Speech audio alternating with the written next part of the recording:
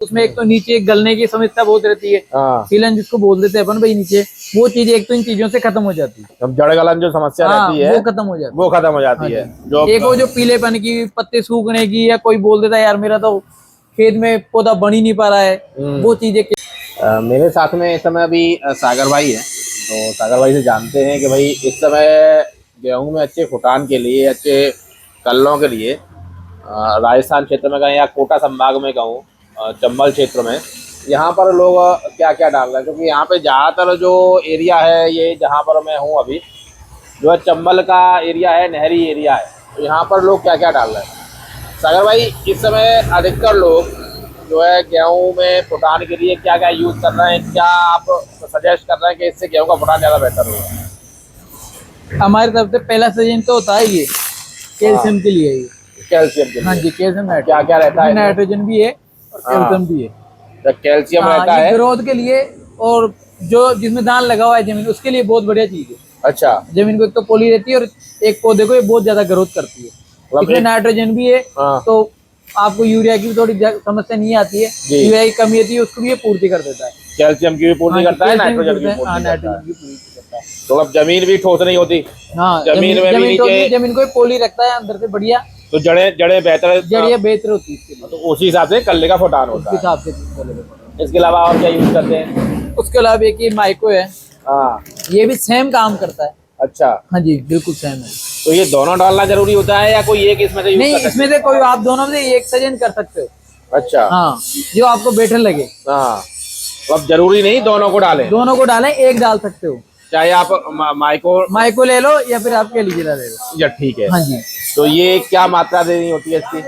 क्या मात्रा डालनी होती है? ये एकड़ में 5 बीघा जाता है। एकड़ में मतलब 5 किलो जाता है एकड़ में। एकड़ में 5 किलो? हाँ जी।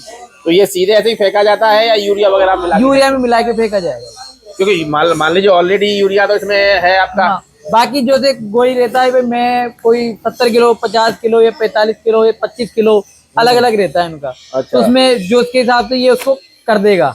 हाँ जी। अच्छा, इसके अलावा भी कोई और क्या क्या यूज में आता है? कुछ और खाद डालते हो? भाई ये तो हो गया आपका दानेदार चीज, जिसको किसान यूरिया में यूज ले सकता है। ठीक है ना। और जैसे कि मान लो आप उसको यूरिया डाल दिया, भूल गया, मतलब यूरिया के साथ कुछ भी नहीं डाल पाया, हो ही जाते हैं किसानों की बात बहुत हो रहता है, तो उसकी जगह दूसरे सजेस्ट करते हैं हम ये जेवरस। हाँ जी। अच्छा, ये क्या, ये फुलविक एसिड है और इसमें ह्यूमिक एसिड है 12%। हाँ जी, 12%। तो ये इसका स्प्रे करवाया जाता है? ये का स्प्रे करा जाता है, ये मल्टीप्लेक्स का है। तो इसका क्या, किस तरह से रहता है? क्या मात्रा रहती है इसकी? हाँ जी, क्या मात्रा रहती है इसकी?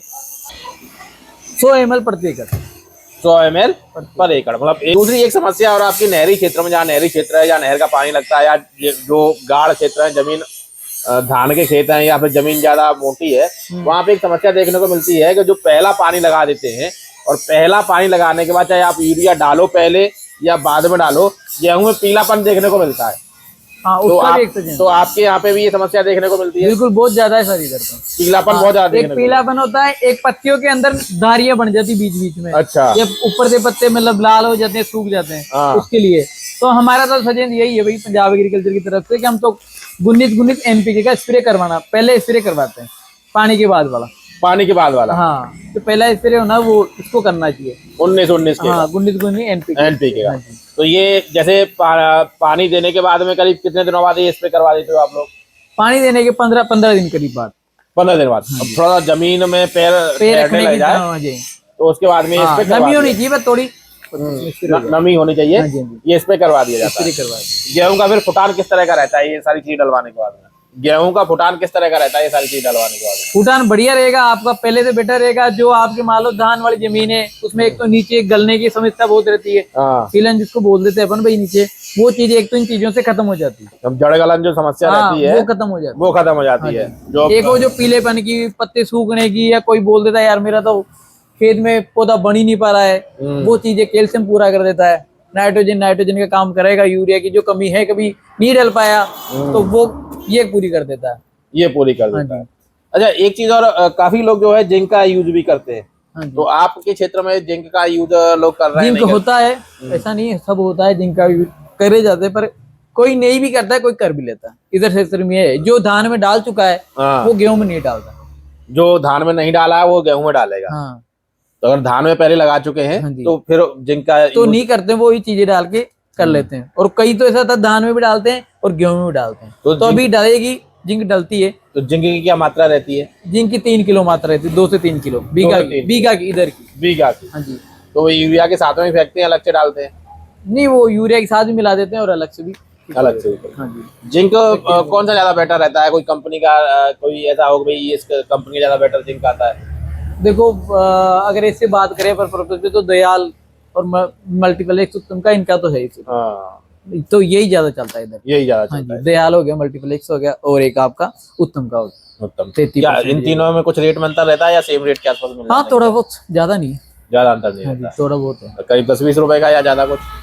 हाँ, यही है, 10-20 रुपए का ही है। 10-20 रुपए। फिर क्वालिटी बेटर करती है, थोड़ा क्वालिटी का भी है मेंटेन।